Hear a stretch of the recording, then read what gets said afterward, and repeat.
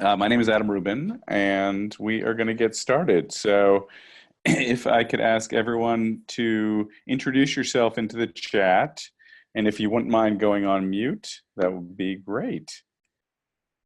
And welcome to everyone.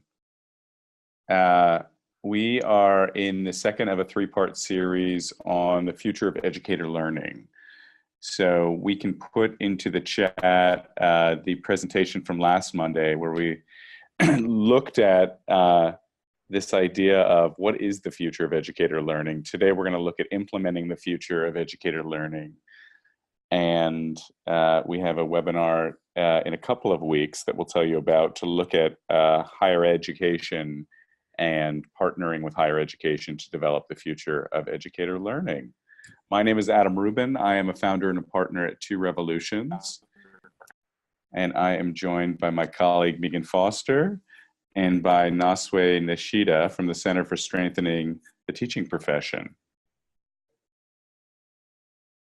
All right, so the three of our smiling faces are eager to engage with all of you. So as I mentioned, the third part in the series is reimagining credentialing in partnership with higher education.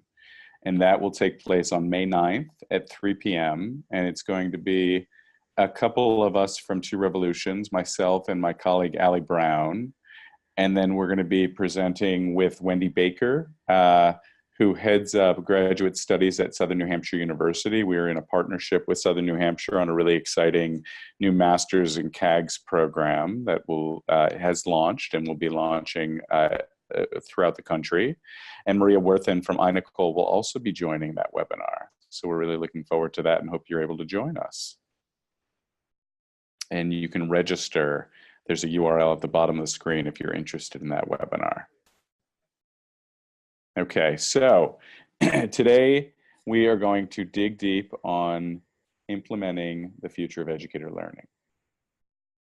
So my grandmother used to always say it's impolite to begin a conversation without introducing ourselves. So very briefly, for those of you who don't know us, Two Revolutions is a national education design lab. We work throughout the country, and what an education design lab means is that we don't come with the answer. We use user-centered design methodologies to help communities, to help districts, to help schools define their future of learning.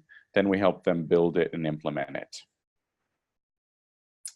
We have three bodies of work at Two Revolutions. We have a transforming schools practice, and right now we work with about 125 school models around the country to help them design, prototype, and ultimately implement, and we coach the implementation of those new school models. Again, future of learning gets defined locally, not by us, but often those models tend to aspire toward personalized, competency-based, or deeper learning.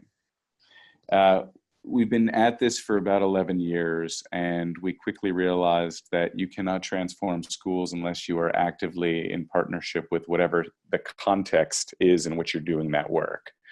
So we have a systems practice that partners often in the same places with those districts, but also we partner with communities to help them through a participatory process define the future and then really analyze the conditions that enable or inhibit that change. And then we help them work on the conditions that inhibit the change. And then in the past couple of years, we have grown an instructional design body of work. And that really is manifesting itself in today's conversation. We'll go very deep into some of the materials, all of which are free and open that we've built. And then our master's, CAGS, and ultimately a PhD will fit into that transform capacity bucket. And we do our work all over the country, not in Addis Ababa yet, and not in Puerto Rico, but we work in about 40 states. And values matter deeply to all of you, and they matter deeply to us at Two Rev. In the context of rethinking educator learning, there are three core values that we talk a lot about.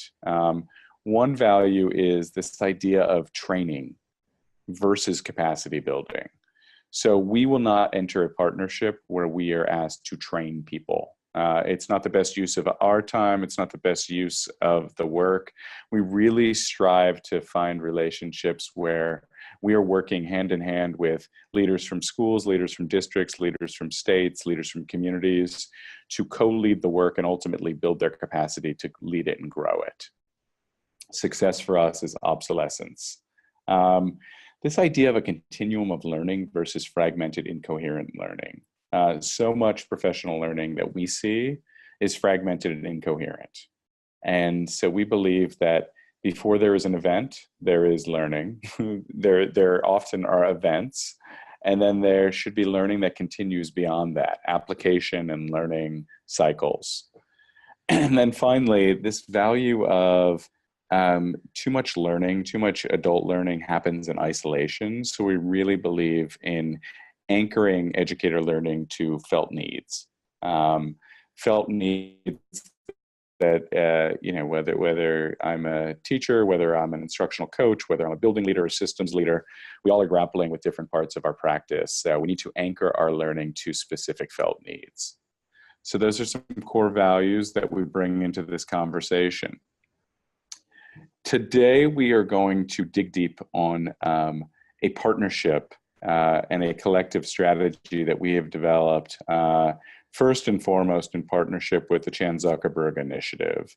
The Chan Zuckerberg Initiative has partnered and supported 2 revolutions and 11 other phenomenal partners that you see on the screen to develop free and open educator-facing learning materials, which we're really excited about. We've had thousands of educators around the country really dive in to these materials, and today you get to leave with a party gift, and that's to unwrap 30 free courses, all of which are graduate creditable, all anchored to educator learning progressions against those top 7 building blocks. So we will go deep and take you on a tour and give you credentials so you can explore on your own.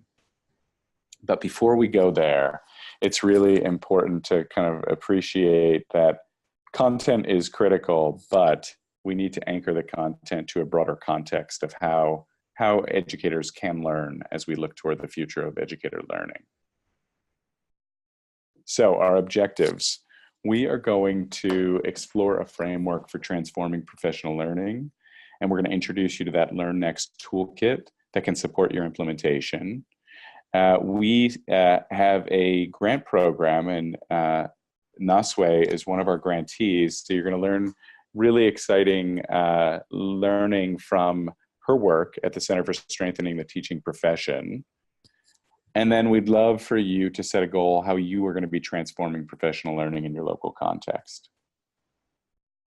So that's our game plan. And then in terms of how we'll spend our time, we'll talk about transforming professional learning at a conceptual level. Then we'll dig deep into the toolbox. Then we'll spend time with Naswe, and then we'll look forward. All right.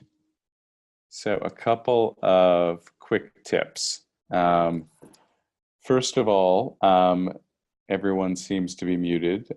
So you obviously can mute and unmute yourself, and there's a navigation bar on the bottom of your screen if you scroll down to the bottom. So you have the ability to mute and unmute.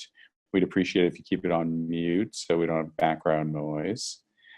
Video supports us getting to know each other a little bit better in the format that is the webinar. So should you be so moved, we'd love for you, and you'll have opportunities to collaborate directly with one another in the next couple of minutes. So the video is really a richer way to do that. So again, if you just scroll over, you can click, unclick to start your video. And then the chat, and we'd encourage everyone to chat just to be able to kind of ask questions. We've got a couple members of our team who will be monitoring the chat throughout. So we'd love for this, you know, as synchronous as this is, it is not the most dynamic format being a webinar. So between chat and video, we're hoping to address that a bit. All right. And in the next couple of minutes, we are going to move into a breakout room. So breakout rooms, Meaghan, you want to speak to breakout rooms? Sure.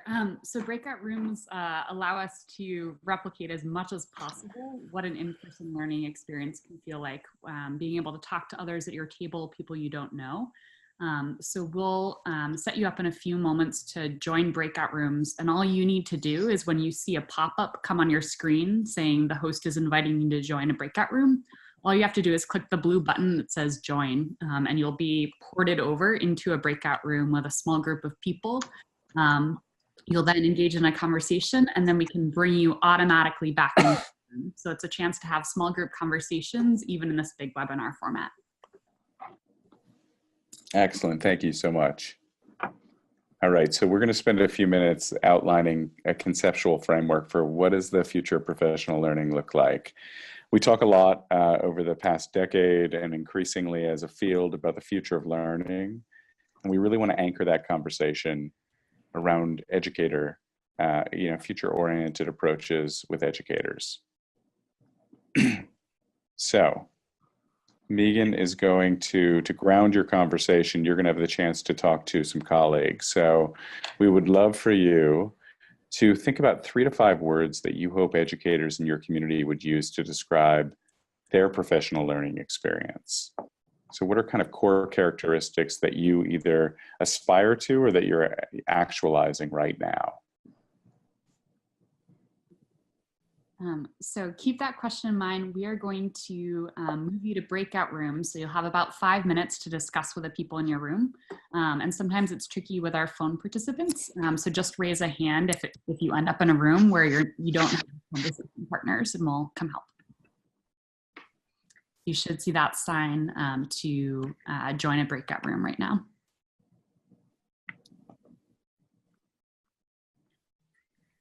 See the sign. Oh, there it is. There it is. Yeah.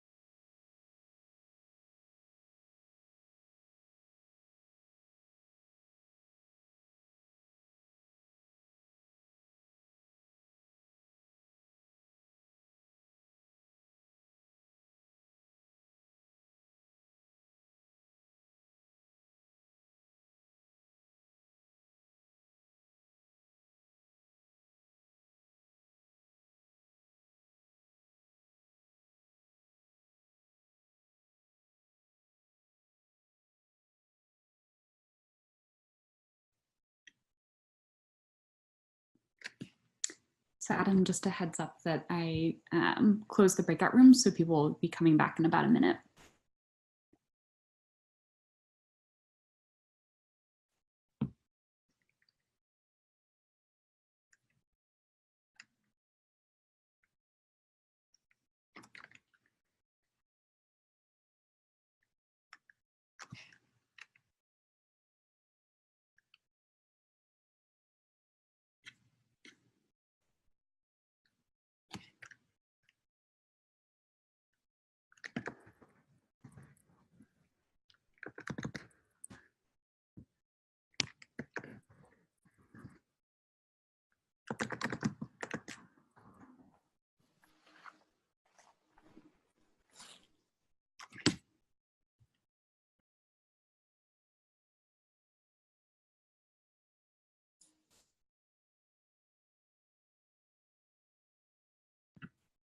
We should have everyone back from breakout rooms, and it looks like folks are starting to share in the chat their 3 to 5 words. So please share those out. Excellent. Thank you all. Wish I had been able to pop into all of the rooms. I listened in a couple and really, really rich conversations. And as we see these words, you know, if we were sitting together, we would ask the question, is this the state of professional learning where you are? And all too often it's not. And that's kind of our work. So when we think about some of the key shifts in next generation professional learning, we believe that we are moving as a field, as all of you are building personalized or competency-based or deeper learning models and systems. We need to kind of move from a compliance orientation to much more of a kind of agentic learner-based ownership situation. So this set of continua, from centrally mandated to educator driven, from one size fits all, sit and get, to highly personalized, learn by doing. One-off sessions become much more extended learning experiences, kind of isolated from practice to job embedded, isolated in general to the social learning and the benefits of social learning that are much more collaborative. And then an emphasis on content to an emphasis on process mindset and content. So one of the shifts we've arrived at increasingly is thinking about pedagogy, which is the teaching of students, to andragogy, which is the adult learning theory that really kind of talks about group facilitated instruction that builds on the experiences of adult learners and honors the experiences that adult learners bring, to hudagogy, which is self-directed and mentor-facilitated instruction. So this new continuum has grown up for us, where we're really trying, in the models we're helping to build and the systems we're working with, to walk the talk and have educators learn in a manner that we're trying to build the models for kids around. So much more personalized, much more competency-based, much more kind of learner driven. So would love for you to take a moment in the chat, and Meaghan posted in the chat as well. Thinking about your district, which shift feels the most relevant to you? Which of these shifts?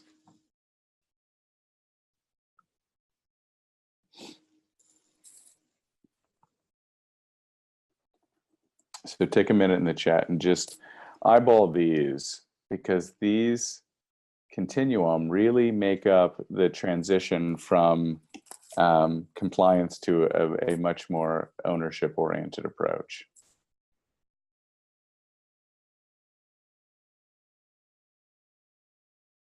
And calling that, I want to kind of share with you the theory that we've arrived at. And the theory we've arrived at is really moving from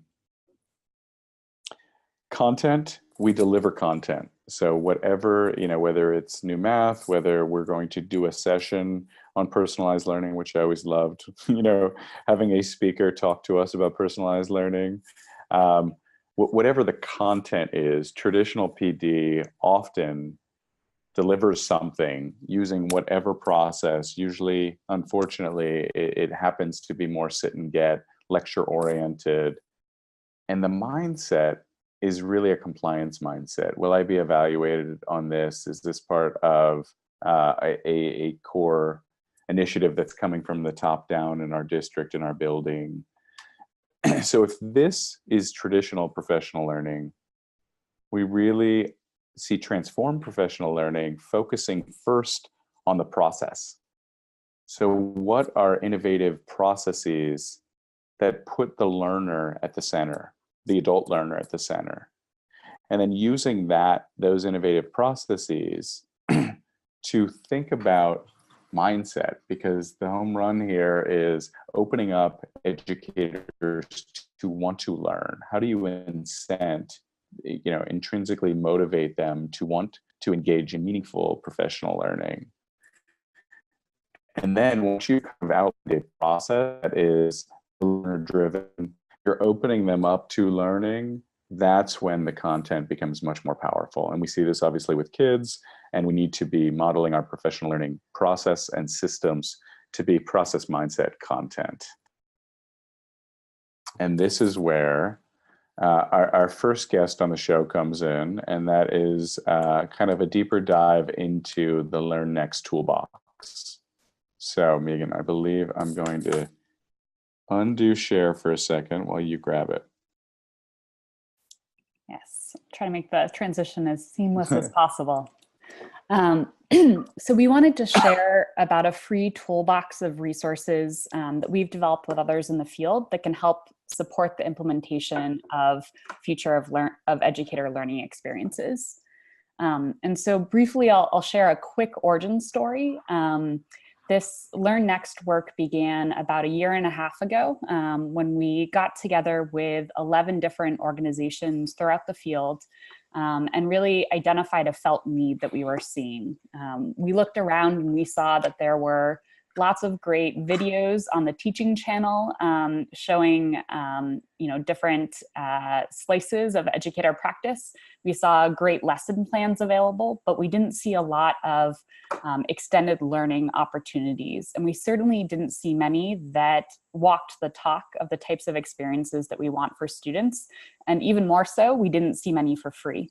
So that's what we set out to create with this group of 11 organizations. And together, we build out a free toolbox for the field.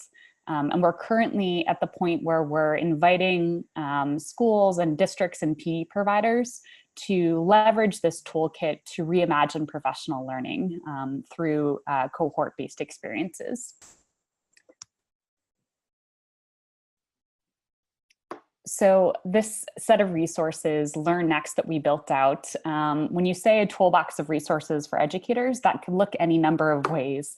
In this particular instance, it looks like 29 free self-paced courses and a set of associated playlists and learning progressions that are all available on Inspired, which is our social learning platform.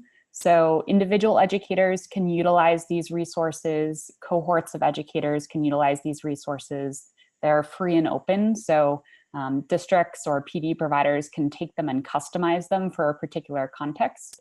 And they can also be downloaded off of the Inspired platform and uploaded into other learning management systems. So there's the option to customize. And these resources were built out by kind of key minds in the field. So we got to work with Jobs for the Future and their researchers, building out frameworks for learner agency with next generation learning challenges on broader definition of success. So a lot of organizations that have thought long and hard about each of these topics helped us build out frameworks and learning experiences associated with them. And then we also partnered with some key field leaders like the Learning Accelerator, Learning Forward, Digital Promise to make sure we're meeting a felt need within the field. So they helped steer this effort. So it's truly the collaborative effort of this group of organizations. And within Learn Next, educators can learn in these 7 different topic areas, which really represent what we were hearing from schools and districts about the type of skills that their educators need to support future of learning for students. So this range of topics is really about walking the talk of the future of learning. And we think it's not enough just to for educators to learn about personalized learning if they're not also learning in ways that reinforce that learning. So we created these resources based in a philosophy that we need to practice what we preach. So learning for educators should be learner-driven, personalized, competency-based, backwards designed. All the things that we want for students, we'll be able to get there better if we can also do those for adults and educators. So we want to give you a taste of these resources just so you can see how you might use them. And to do that, I'm going to ask Adam to help me out by taking on a persona, and we'll do a quick talk aloud. So Adam, tell us about yourself.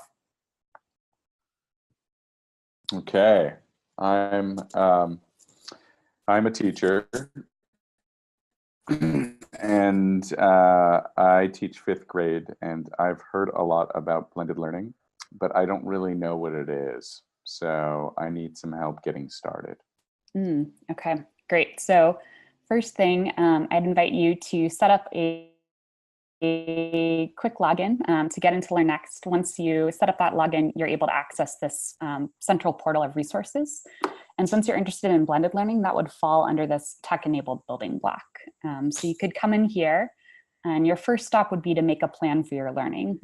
So we've built out learning progressions in partnership with our collaborators that essentially tease out an overarching competency, like teachers will purposefully integrate technology into instruction and assessment to maximize student learning. And then that competency is teased out into the key skills that help educators build towards that competency, and then articulated at these different performance levels, starting from investing to innovating.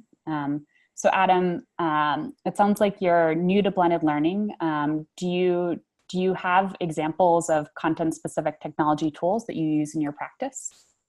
Yeah, I use iReady, and I also know of Dreambox. It's being used in my school, but I haven't effectively used it, and I need to get started. Okay, so it sounds like you might be at the developing level where you have some tools that you can use, but you're not yet ready to apply them in, blended learning lessons. Is that right? That is right. Can you scroll up so I can see the indicators? I just want to demonstrate an understanding. Yeah, I feel like I have a decent understanding of tech as a tool. I feel like I really need to integrate it into my teaching. Okay. So it sounds like you're working to build towards that leading space where you can leverage it in your teaching. So turning back to how you can learn, there are 2 options for you. You can either learn through a playlist or a set of courses. So it depends on what kind of learner you are. So would you prefer a more linear learning experience, or do you like to browse a set of resources? Yeah, I'm definitely a linear logical learner. Okay. So based on where you are wanting to build up your blended learning practice, it sounds like blended learning, a deeper dive would be a good course for you. So I'll just show you what that looks like. It's self-paced, so you can take it at your own pace. It's really designed to be paired with practice. So as you're teaching in your classroom, you can go through this course, try out some new techniques. The culminating task for this course is to build a blended unit. So it will guide you through that process, and then you can actually immediately apply it to your practice. Sound good?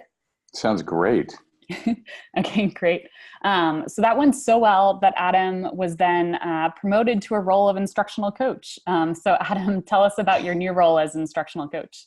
I feel like a new person. So I've moved districts, and this district is really focused on project-based learning. And I have a deep knowledge from my background in project-based learning, but I'm trying to build capacity throughout our middle schools. I feel like I need a tool set to kind of help people understand what it is, how to facilitate it, and how to assess it. Great. So it sounds like you would need to go into LearnNext. You would hop into this deeper learning building block, which is where the project-based learning resources are. We built these out in partnership with High Tech High. And And you could use that same learning progression you used before, but instead of using it as an individual, kind of self-assessing where you are and where you want to build your skills, you could do that. You could use the learning progression logic to heat map your district and to say, looks like we've got these folks at the investing level, these folks at the developing level, these folks at the leading level, and provide differentiated resources for them. Do you have a sense of how much time and capacity your educators have? Are they likely to engage in a set of key resources, or are they going to want to engage in a kind of more ongoing learning experience? They are all over the map. I feel like if they could assess where they are and kind of move around at their own pace, that would be great.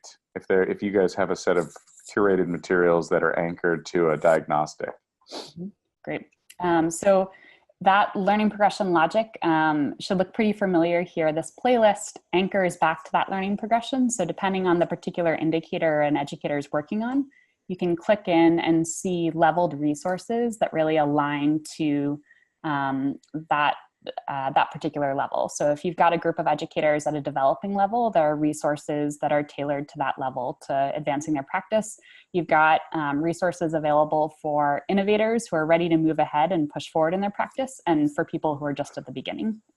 You have taken the guesswork out from me. Thank you. Wow. Rave reviews. Thanks, Adam. So the reason that we wanted to do that exercise, which really stretched both of our acting chops, was that even though these resources are teacher facing, we think they have the most power when they are used for cohorts of educators. And so we think that for a PLC, and we know of PLCs that are using this as kind of a lesson study, or for a regional PD provider that's looking for high quality resources they can use to support professional learning.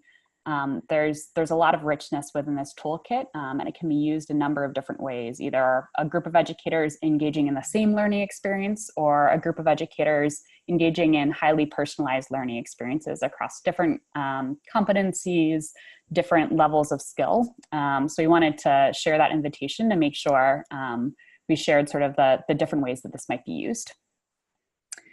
And now we want to delve into an example. And so we're lucky enough to have an innovator who's really working to implement next generation future of educator learning. And so we want to take the time to hear from her. So before we do that, I just want to set some context. So Adam mentioned that we have this set of grantees. And essentially this fall, we asked the field for innovative microgrant proposals, and we had more than 85 schools and districts and PD providers respond with their idea. So there's clearly a lot of hunger in the field to reimagine professional learning and to think about the processes of professional learning much differently. And so we were only able to choose a group of 6, and within this group of 6, which is diverse in terms of geography, in terms of size, in terms of the resources that they're using and how they're using them. We've got some great ideas around using podcasts to share learning within a dispersed rural network, really starting from student empathy work, some instructional rounds models, collaborative learning for educators. So we'll be sharing back lessons from our grantees' experience over this spring and summer. So stay tuned for more, but we're lucky enough to hear from the Center for Strengthening the Teaching Profession today. So without further ado, I'll invite Naswe to introduce herself and introduce her organization. Thanks, Meaghan. Hi, everyone. Naswe Nishida. I'm the executive director at a nonprofit housed in Washington State called the Center for Strengthening the Teaching Profession. My name coupled with that name is a ton of syllables. We go by C-STEP for short, so that's a little bit easier. We've been around for about 16 years. We're probably considered more of a niche-y kind of nonprofit. We really have cut our teeth in the teacher leadership development work. So we believe very strongly about building capacity in teachers around their knowledge, skills, and dispositions around teacher leadership, which can then be explored and elevated in different kinds of ways, both within school buildings, within school districts, within the policy realm, or beyond. And by doing so, will also increase student engagement and student learning. So we've been doing this work for about 16 years. We have a teacher leadership framework, which is the knowledge and skills and dispositions we feel make for effective teacher leaders in any kind of role they might be in, formal or informal. And we've seen this kind of play out in different ways in Washington State. So for this particular 2-Rev micro grant that we were excited to receive, thank you very much, Meaghan and Adam, we have taken work that we've done with the state education office in Washington to kind of move out an idea that we were not funded to proceed much further with, that we've been able to do with this 2-Rev grant. So a little bit of background. We worked with a collection of school districts across Washington State, and it was actually originally a Gates Foundation grant that ran through the state agency to explore the use of student perception data, very much focused on instruction, focused on classroom learning. So this was not a survey about the environment, the culture of the building, do I feel safe in the bathrooms or in the hallways? This was very focused on what was happening in the classroom and students' perceptions related to their learning, their instruction, working with other students in their classrooms, that kind of focused set of survey questions. So the group explored different vendor-produced surveys. They tried them out in different ways with different groupings of students.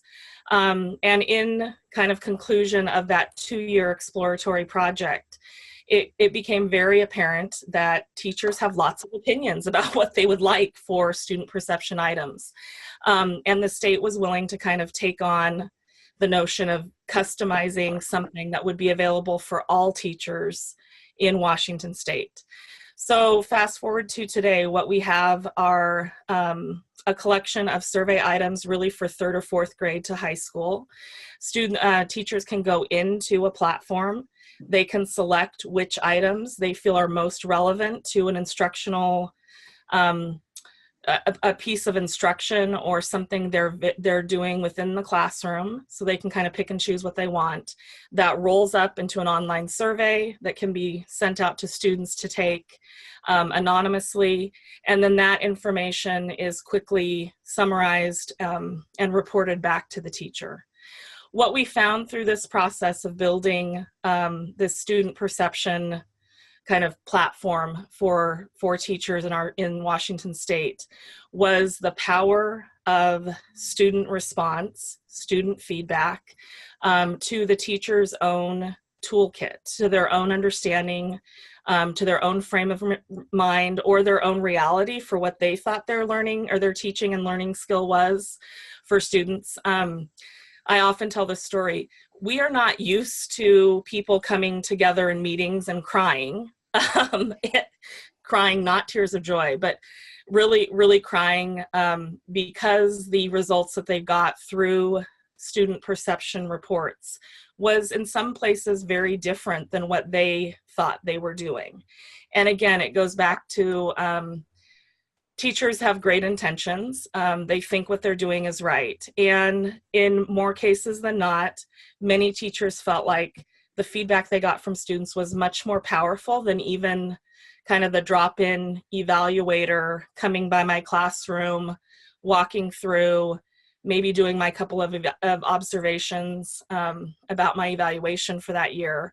It was much more powerful to hear their own students thinking and learning response than maybe their evaluators drop in. And I would say, again, teachers get a lot of feedback in different kinds of ways. This was a very specific way where we had some reliability testing done. We had piloted with over 3,000 students. It was a more formal way of getting some very clear-cut responses around what students felt. So we found out that it was a very powerful tool. We also found out that teachers who did follow-up discussions with their students after they got results, got a little more background, a little more perspective around what their students were actually thinking. So the survey alone is not good enough. I mean, it gets you one set of data. Having these extended conversations was pretty important for some teachers in particular and students, and really brought around this sense of ownership for students being invested in their own learning, and also realizing their teacher wants to know what they can do better in the classroom for them. So we also realized very quickly that just having, and this goes back to what I just said earlier, just having a set of results is great. It's really more about, what do I do next as a teacher? What am I going to do that's going to change my practice for my students, which really gets into the teacher agency part of this piece. So we submitted for a 2-Rev micro grant to develop a toolkit that would help us get to that, to the real crux. What am I going to do next? I've got this information. I go through, and I kind of joke about this, but it's serious. Teachers kind of went through the 5 stages of grief. They would get their results, and it was literally like, I mean, it was crying, blaming, storming, norming. It was all of those things. And when they finally come out of that, they're ready to go, okay, I'm going to do something. I'm ready to do something. And we did not have the kinds of resources to get them to that conversation, to pivot them to that action. So with this opportunity of the micro grant, we've been able to take this work even further in our state to develop a student perception toolkit. We are very much a process organization, so we are not the end all be all on any content, specific content necessarily, but we do have expertise in bringing people together to co-create, co-develop work that is relevant to their practice. So kind of our formula is teacher experiences in this student perception world, having done these surveys with students, and their knowledge of doing that work and understanding their students, plus the Learn Next modules, which Meaghan and Adam just went through. We are going to develop this toolkit. So that's kind of our theory of action. That's kind of the formula we're setting up. What we have done so far is we have convened a teacher work group. We very much believe that the co-creators in all of our work are people actually doing the work. So we work with a lot of teachers, we work with administrators on developing the kinds of things that we do. So we've brought together a work group of teachers who have already administrated student surveys to their classrooms. They've seen their results. And a lot of the feedback they've received, they've given back to us prior to this micro grant, was the need for some tools. So we've engaged them. We had a 1-day kickoff, and they did quite a bit. Prior to coming into that 1-day kickoff, they went into the Learn Next modules, and we really kind of clued them into 3 modules in particular we thought might be most relevant to their learning as they co-created the toolkit. And those 3 modules were deeper learning, learner agency, and assessment for learning. So we gave them the option of exploring any of the Learn Next modules, but these 3 we thought might be most relevant to the toolkit development piece. So all of them came having done the progression. So they did a self-assessment in one of those modules. Where am I at as an individual teacher? Knowing what I know, having done what I've done, and really taking on this kind of 2-hat as a participant, teacher, getting these resources, and also as a developer of a toolkit that has not been developed before. They also went through some of the courses. Some of these teachers, as you can imagine, wanted to do all of them all the time, get it all done, come very prepared. And so we have had some people that have continued the work on past our kickoff meeting, which is absolutely wonderful. And we had some teachers who just delved really into one of those modules very intensively, and is incorporating all of that learning into the toolkit development. So we have identified several tools of the toolkit, or products in the toolkit, and through the course of the next couple of months, we are doing virtual check-ins with the group. There is a shared folder where they're creating their draft documents. We will do a couple of feedback loops with the field. So we will engage both critical friends, networks, and other folks into kind of giving us feedback on the products produced in this toolkit. And if all goes well, we hope to have a finalized toolkit by the end of June, with a real focus on the student perception work.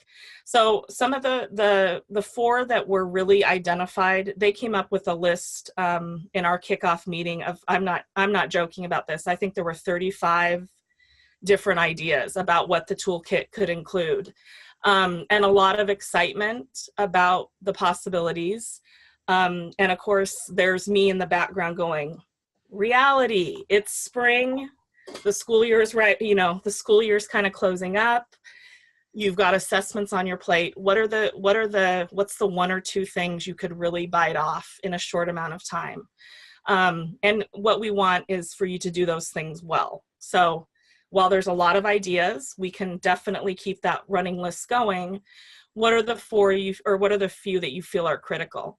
So what we came up with is, or what they came up with is a crosswalk. We have a teacher evaluation system that was adopted several years ago, but we are still working on that system being more about teacher growth and development and less about a checkoff list, less about a formal meeting that doesn't feel very informative.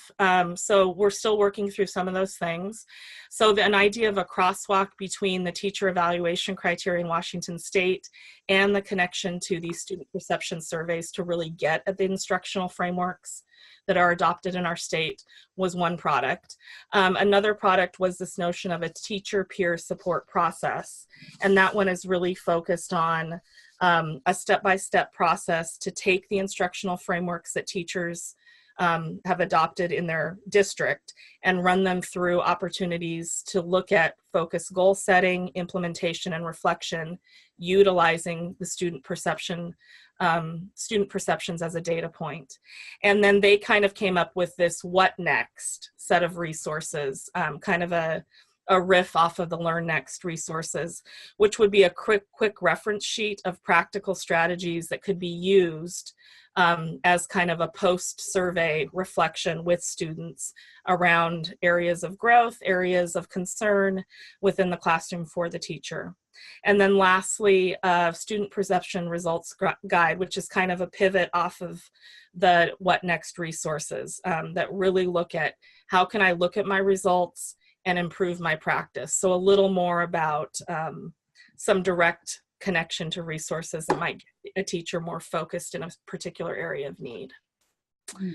Thanks so much for sharing. Yeah, Naswe. sorry, that was a lot of things. And it was very, I'll speak for myself, but it was really powerful to hear what I heard in there. And I think you addressed some key questions that we've been talking about today that I was thinking about how much different the experience would be for educators if you had just gone straight to, here are some Learn Next resources you can utilize on, on learner agency, on deeper learning, on assessment for a learning. The process of engaging in a student survey, of sharing that feedback, of them going through the stages of grieving that you narrated, really unlocked this this hunger for learning, it sounds like, in your educators, and that is going to mean that they're much more intrinsically motivated to delve into that content. They know exactly what they want to shift in their practice, so they're seeking out the resources that are going to support that, which is so powerful to hear. I wonder I want to make sure we leave a few minutes to wrap up, but I wanted to just pose this question to you, Naswe. that we asked the group, what will professional learning look like in 5 years for you if you're successful? Yeah, I think that's a great question, and I'm not sure that I can predict. I wish I could predict the future. I think with this particular project, 5 years from now, what we would like to see is teachers really utilizing their student perceptions and feedback as kind of an intentional and focused, almost systematic approach to the way they do work in the classroom. So again, what we heard was teachers really felt like that feedback they had gathered in kind of exit slips and, maybe a little question here or there after a lesson or that kinds of things. But this is much more formalized, and it's much more around strategies that are used in the classroom or strategies that could be used in the classroom. So I think we're hoping to see that this dovetails into a lot more opportunity for teachers to really see students as being a piece of a feedback loop that's very critical. A lot of professional learning words at the beginning of this webinar were things that we hope 5 years from now will become more critical. So job embedded, student centered, personalized and flexible. I think we want more of that in the future, and I think educators are being more vocal about the need for that, those things to happen for professional learning. I do think 5 years from now, I'm guessing we're not going to see more amounts of money necessarily invested into education. So I think we're going to have to get much more creative in the ways professional learning looks. And I think that is going to probably be more online, virtual, perhaps more networked across regions or the nation versus y'all come to the central office and we're all going to get bloodborne pathogens every year. Or not that that's not important to everyone, but it's not professional learning. I think that we're going to see more maybe crowdsourcing of teachers, sharing opportunities, sharing products, and just based on funding, I'm guessing we're going to have to be much more creative than we are now, which is probably among industry, we're not that creative. There are industries that have really gone forward in this direction, and I think we're just kind of on the cusp of breaking that open. Thank you so much for sharing. I think maybe if Naswe can stick around a little bit, there may have been some questions in the chat to address at the end, but we wanted to share some resources and make sure you had some time as participants to set some intentions. So I'll turn it back to Adam. Yeah, thank you so much, Naswe. It is so rich to hear about people who have the courage to try something different.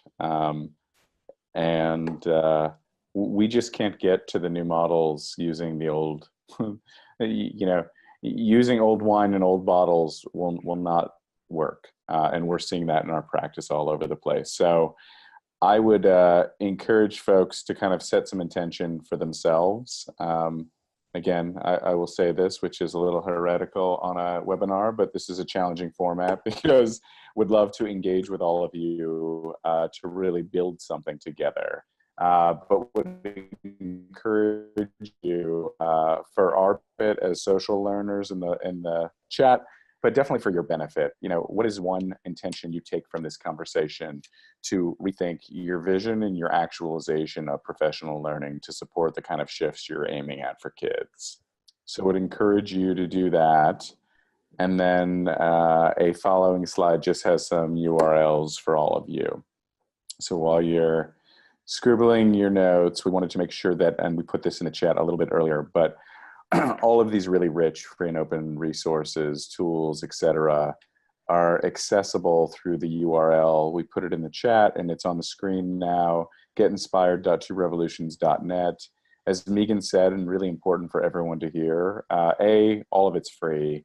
B, it's all downloadable because nobody works in a platform. You're welcome to work in this platform for free, but you're also welcome to download it and work in your LMS, CMS, etc. So everything is downloadable.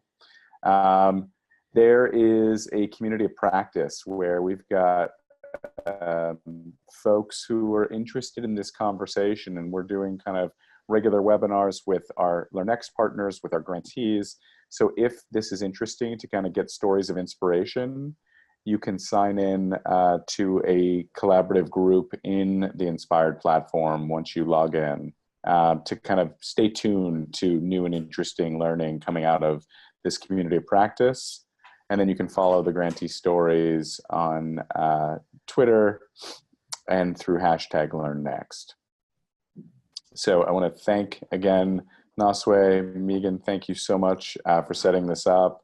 It's a really interesting segue Naswe gave, because we believe we're in 3 higher ed partnerships around the country. And I think certification, recertification, and credentialing is a frontier when we think about 5 years out and what the future of educator learning looks like. So if that's interesting to you, we would love for you to come hear about at least one of our partnerships with Southern New Hampshire University. And we're actually in a couple of others that we'll probably reference in that context. So listen to how we're rethinking the future of educator learning in partnership with higher education. That's on May 9th at 3 p.m. And I want to thank all of you. And I think we're at the top of the hour. So we will hang out for a few minutes if you have questions. But thanks for your attention, and thank you for joining us today. We really appreciate it.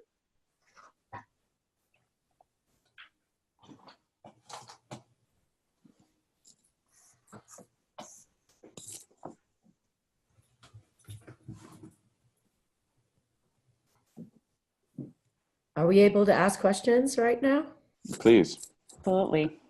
Okay, well, one of mine is at the state level, we're in Nevada, we're rethinking the whole system of education and moving towards personalized and competency-based. Is there an example of a state that has used the toolkit at a state level to really roll out personalized educator training? Yeah, so we've worked really deeply over the past 7 years with the state of New Hampshire and with the state of Colorado to lead a lot of their super thoughtful and to support a lot of their super thoughtful work around competency-based and personalized. It's definitely a richer and longer conversation. So in the slide on the screen, reach out. We would love to have a conversation about some of the learning that we've had over the past number of years, and more recently with LearnNext in a number of states. And you can just reach out directly to me. It's adam@tworevolutions.net. Perfect. Thank you, because this is a really unique opportunity. And I just want to thank you guys for being coordinating so many great resources and organizations, because that's, for me, I'm started a nonprofit to try to do what you're doing, but it is daunting how many resources there are out there. So thank you for compiling and synthesizing them into such a usable, free resource. Very great. Wow, it's very nice of you to say. And, you know, it felt like a gap in the field for sure. So I hope folks can really benefit from it. Hi, this is Melvina Holloway from Salem, Oregon. Thank you so much for this, what will be coming out in June. I'm curious about as you were speaking, Neshwe, am I saying your name correctly?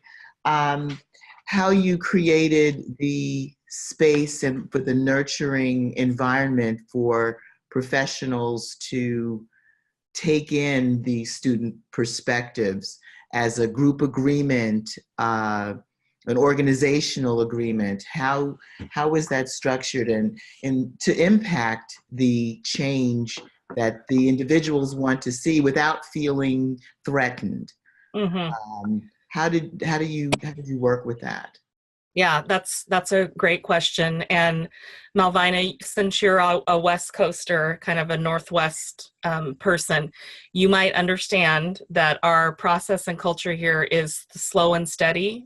We in Washington, and I think Oregon is kind of this way, we're a little more, y'all come around, a little more collaborative on decision making. It's more of a kumbaya. We do things slow and steady.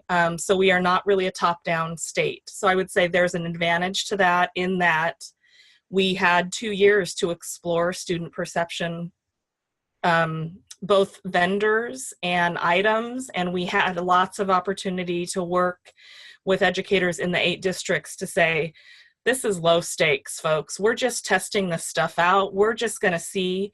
You can share your results with people. You can share results with your evaluator, but there is nothing here that's mandated around that.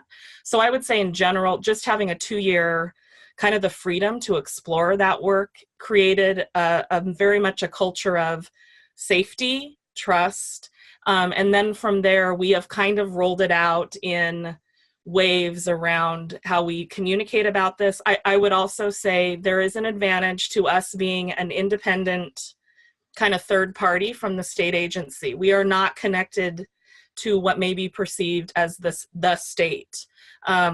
We are not the, going to come in education police that some people might perceive the state as being. And so, and we are pretty well connected with educators in our state for the work that we did prior to this.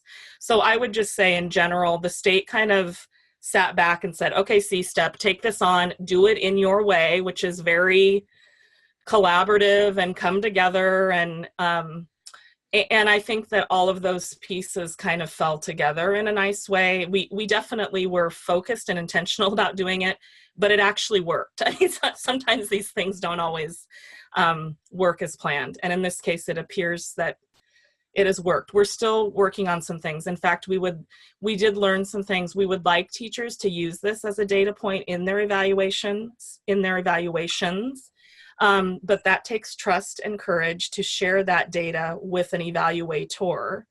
One thing that we have found out within our public disclosure, public request law in Washington State, the closer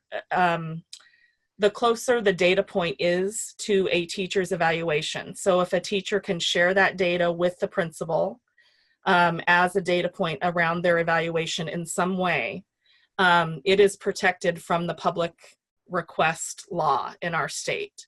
So there actually is an advantage to teachers sharing in some way that information and being somewhat protected in the evaluation bubble in the state. So that was kind of an interesting aha we figured out through the process. And it has in some ways more engendered teachers to think, oh, I wouldn't have the community or a newspaper requesting this information and it would get out. If it is within this evaluation umbrella, it would be protected. I don't know if that makes sense, but. Yes, it does. It absolutely does, because of all of the development in any given educator over time, the human capacity to change is more likely if that person feels that's exactly what's going on.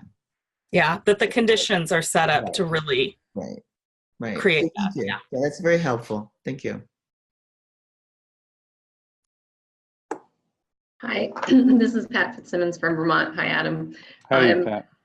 When I looked at the platform the first time, there's just so much information there. I didn't know where to start. Mm-hmm. And I love the idea of using the student survey to help teachers focus. But if we don't have that, do you have some strategies that I could give for the teachers in terms of how do you get started with this rich bank of resources? Yeah, so one of the things that we have done with lots of districts is really focus them on the learning progressions. So the learning progressions are a really great diagnostic. Would that we had a lot more money and were able to make them even more tech-enabled, but that wasn't in the cards yet. But if facilitated by a building leader, an instructional coach, or central office staff, we've had a lot of really interesting successes using those to heat map buildings. Again, self-reported, developmental, not evaluative, but a way to kind of begin a conversation with educators about what they know and can do. Mm-hmm. And then, all of the playlists and all of the courses are anchored to those progressions. So, that's less of an interest-based way in, but it's more of a knowledge and skills kind of assessment way to enter a conversation. And again, there's been lots of really rich success. I think one of our theses around this is build it and they will not come. So, we've had about probably 7,500 people come since it opened in September. I think the richest use is by professional learning providers, higher ed partners, and then districts who facilitate the use of it. Mhm. So I really think finding those district leaders or building leaders who want to make this move and use it as a jumping off point. And again, those progressions I think are a really helpful way. Well, thank you. And I commend you for getting so many organizations to collaborate and put the information together, because so often we love to do things parallel. So to see it all pull together in one place is really quite wonderful. Wow, yeah, it's like herding cats, but we all know that, right? It's a whole range of taxonomy wars that we could get into, and we chose not to. Yeah, for sure. All right, well, I want to thank everybody. I don't mean to cut the conversation short, but you do have our information. I really would encourage folks, especially you diehard 16 who've hung out. This community of practice is actually really rich, and we're having all of these, all of our LearnX partners and all of our grantees really begin to kind of share out learning in that channel and then synchronously. So if that's of interest, just to be part of this national conversation. The other thing I'll share is we're talking to 3 large national foundations about funding a next effort. So if these are the building blocks for personalized competency-based learning on the instruction and assessment side, we're hatching the adaptive leadership building blocks right now with a different set of partners, because all of our systems work passes through equity, finance, how do I lead change, et cetera. So I think in the next, probably 12 to 15 months, you'll begin to see and hear about another collective impact strategy, because, how do I lead this work is the biggest question that we get. That's why people hire us and engage with us, is because we do that. But how do you do this on your own? The other thing I'm really intrigued by and would love to encourage folks who are interested is the role higher ed plays in this. And I've said it a few times, but if we can fundamentally rethink a couple of really interesting national higher ed examples of how you credential, how you certify, how you recertify, both the process and the content of this, that is the work that we'll kind of dig deep on May 9th. But if for those of you in your context who are grappling with that question, because the pipeline is such a big part of this challenge, we would really love to have a separate conversation beyond that webinar. I know we're in conversation, Pat, to bring that master's to Vermont. I think it will launch in the fall in Vermont. We've already talked to lots of the districts. It'll be, we hope, in Kentucky, Michigan, Iowa, but because we chose a partner that is accredited and go to all 50 states.